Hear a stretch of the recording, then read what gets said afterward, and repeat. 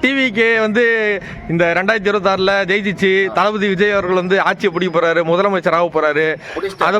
அதை பத்தி என்ன நினைக்கிறீங்க? எவ்வளவு சந்தோஷமா இருக்கீங்க? எப்படி இது வந்து ஒரு இந்த நாள் வந்து ஒரு வரலாறு தான் ப்ரோ. ஏன்னா யாருமே எதிர்பார்க்காதது நடந்திருக்கு. இப்போ காலையிலேருந்து டிவி ஆன் பண்ணி நியூஸை பார்த்தா அப்படியே ஆப்போசிட்டாக இருக்குது. நம்ம ஒன்று நினைக்கிறோம்ல, ஆப்போசிட்டாக நடந்திருக்கு. டிவிக்கே வந்து பயங்கரமாக பார்க்க தோணுது. இப்போதான் அப்பா விஜய்னா விஜய் தான் அப்படின்ற மாதிரி தான் பார்க்க தோணுது. ரொம்ப சந்தோஷமா தான் இருக்கு. என்ன நடக்க போகுது, அடுத்து என்னென்ன பண்ண போறாரு. அப்படியே பேக் சைடு தான் விஜய் ஆஃபீஸுங்க. ஓ அப்படியா? பெரம்பூர் இது. அதனால இப்போ ரொம்ப எக்ஸைட்மெண்ட்டாக தான் ப்ரோ இருக்கு. அடுத்து என்ன நடக்க போகுது, என்ன சொல்ல போறாரு, இப்போ இங்கே வருவாரான அதுதான் இப்போ பட்டாசுல வச்சுன்னு இருக்காங்க பாருங்க. அதனால ரொம்ப சந்தோஷமா இருக்கு. இன்னும் நாங்க கொண்டாட்டத்தை ஆரம்பிக்கல. நீ கொஞ்சம் கடலா லீவ் விட்டாங்க, 4 ஆரம்பிச்சோம். சரி சரி ப்ரோ. இப்போ நீங்க உங்களோட வேட்பாளர் யாருக்கு ஓட்டு போட்டீங்க? எப்படி இருக்கு அவரோட வெற்றி? எங்களை விஎஸ் பாபு தான் நின்னாப்புல. போடும் போதே ஒரு மாதிரி தான் இருந்தது எனக்கு. என்ன சொல்றது, இவருக்கு போடணுமா, சரி அதான் பேக் சைட்ல விஜய் அண்ணா இருந்தாரு, சரி அவருக்காக போட்டு விட்டது தான். பட் அதான் அவரு வந்து ஸ்டாலின் ஆட்சி தான் எடுத்துக்க முடியல, யாராலையுமே எடுத்துக்க முடியல இங்க இருக்கிறவங்க கிட்ட. அதனால ஓகே தான், இது நல்ல ஃபீலிங். இது ஒரு சொல்ல தெரியல, அது நல்லா இருக்குது இந்த ஃபீலிங். ஏன்னா இப்போ பார்த்தீங்கன்னா எலெக்ஷன் முன்னாடி வந்து ஃபுல்லாக டிவிக்கு ஏன்னா தற்கொலை, விஜய் வந்து தலைமை தற்கொலை அப்படின்ற மாதிரிலாம் பயங்கரமாக கலாச்சாங்க. இப்போ வந்து அவங்களுக்கு எல்லாருக்கும் பதில் சொல்கிற மாதிரி இந்த எலெக்ஷன் அமைஞ்சிருக்கு. அது எப்படி பார்க்குறீங்க நீங்கள்? அதுதான் அமைஞ்சது தான் வந்து ஷாக்கிங்காக இருக்குது. ஏன்னா அவங்க இப்போ சொன்னவங்களே வந்து தற்கொலைன்னு சொல்லி, சரி அவங்க தான் மெஜாரிட்டியாவே சொல்லிட்டு இருந்தாங்க, சரி டிஎம்கே தான் வரும் போல இருக்கு. ஏடிஎம்கே எல்லாம் கண்டுக்கவே இல்லை. இப்போ ஏடிஎம்கேவே ஷாக்கிங்கா தானே இருக்கு. டிஎம்கே தூக்கிட்டு ஏடிஎம்கே வராங்க, அப்ப அதுவே ஷாக்கு தான். தற்கொலை வந்து யாருன்னு தான் தெரியல. டிவிகேன்றது இப்போ மாசா தான் பார்க்க தோணுது, தற்கொலையெல்லாம் பார்க்க தோணல. மேபி போற போகல பார்ப்போம். இப்போ அந்த மாதிரி பேசுறவங்களுக்குலாம் பதிலடி கொடுப்பாரா விஜய், இல்ல என்ன பண்ணுவாரு? பதிலடியா ஆல்ரெடி கொடுக்க ஆரம்பிச்சிட்டாரு ப்ரோ. அதாவது 4ஆம் தேதியில இருந்து மே 4, 2026 இருந்து விஜய் தான். அது எல்லாருமே இப்போ வயசானவங்களே வேற மாதிரி பார்க்க ஆரம்பிச்சிட்டாங்க.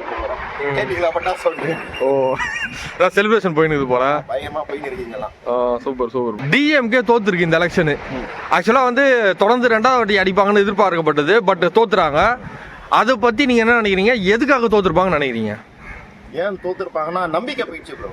டிஎம்கே மேல வந்து இருக்கிற நம்பிக்கை போயிடுச்சு. ஏன்னா ஒண்ணு சொல்றாங்க, அது வந்து செய்யற மாதிரி தான் இருக்கு. But end of the day result பாத்தீங்கன்னா ஒண்ணுமே இல்ல பெருசா.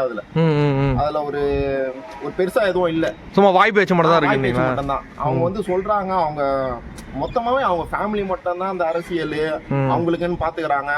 நமக்கு பண்றேன்னு சொல்றாங்க, ஆனா நம்பிக்கை பெருசா வரல. இப்போ விஜய் எடுத்துக்கிட்டீங்கன்னா அவர் அவ்வளோ பெரிய இது சினிமால இப்போ அவர் தான் டாப். அதெல்லாம் விட்டுட்டு வந்து இந்த மாதிரி இப்பதான் சொல்ல ஆரம்பிச்சிருக்காரு. புதுசா வாய்ப்பு கொடுக்கலான்னு சொல்லிட்டு தான் இவ்வளோ வித்தியாசத்தை ஜெயிச்சிருக்காருன்னு எனக்கு தோணுது. நான் விஜய் ஃபேன் கூட கிடையாது, பட் ஓட்டு போடுறதுக்கு விஜய்க்கு தான். அதான் மாற்றம் வேணும். அதனாலதான் இப்போ டிஎம்கே இவ்வளோ சரிவை சந்திச்சிருக்கு. ஏன் அவங்க ஆனா நிறைய இப்போ மகளிர்லாம் 1000 ரூபாய் கொடுத்துருக்காங்க, பஸ் எல்லாம் ஃப்ரீயா விட்டுருக்காங்க. அப்போ அப்படின்னு கூட ஏன் அதுதான் அது வந்து எல்லாருமே செலிப்ரேஷன் போயின்னு இருக்கு. அதுதான் ப்ரோ, அந்த எலெக்ஷன் டைம்ல வந்து பயங்கரமா பண்றாங்க. அது அப்பயே தெரிஞ்சிச்சு ப்ரோ. இப்போ நீங்க வந்து அந்த 5 வருஷம் புடிச்சீங்கன்னா, அந்த 5 வருஷம் கரெக்டா இருந்தீங்கன்னா சரி ஓகே. 5 வருஷம் கரெக்டா இருந்தாலும் ஏதோ ஓரளவுக்கு கரெக்டா பண்ணு வந்தீங்கன்னா உங்களை நம்பி இன்னமும் உங்களை நம்பி இருப்பாங்க.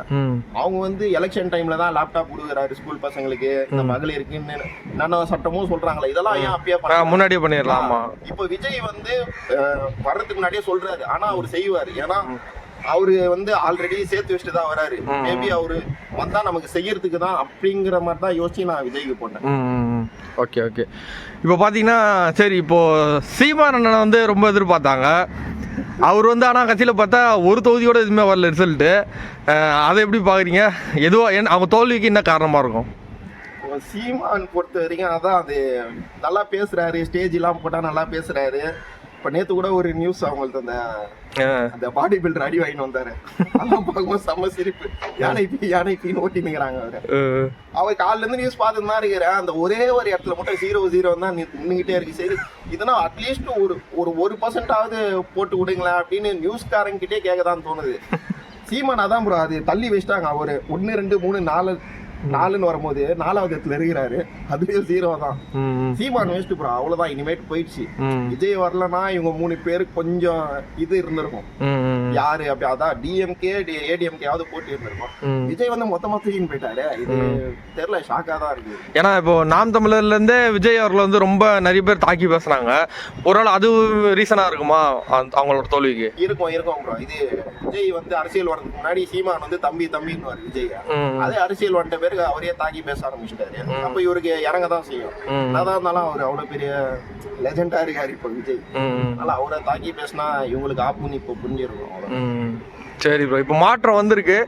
விஜய் அவர்கள் வந்து எப்படி ஆட்சி அமைப்பாங்க, எப்படி பண்ணுவாங்க, நாட்டுக்கு என்ன பண்ணுவாங்க நீங்க நினைக்கிறீங்க? அதான் ப்ரோ, இப்போ அதான் இன்னிலேருந்து மாறும் நம்ப வேண்டியதான். வேற எதுவும் பண்ண முடியாது. வந்துருச்சு, ரிசல்ட் வந்துருச்சு, இவரு தான் முடிவாயிடுச்சு. நல்லதே நினைப்புமே. ஆனா பயங்கரமா இருக்கும், நல்லா இருக்கும். இப்போ இருந்த மாதிரி கஷ்டம் இருக்காது, நல்லா இருக்கும்னு தோணுது. அவ்வளவுதான். எல்லாருமே சந்தோஷம். என்னை சுத்தி இருக்கிறவங்க எல்லாம் ஓரளவுக்கு சந்தோஷமா தான் இருக்கு. நல்லா இருப்போம் எல்லாரும் நல்லா இருப்போமா? விஜய் டைலாக்ல சொல்லலாம். சரி ப்ரோ, ரொம்ப தேங்க்ஸ் ப்ரோ. ஓகே.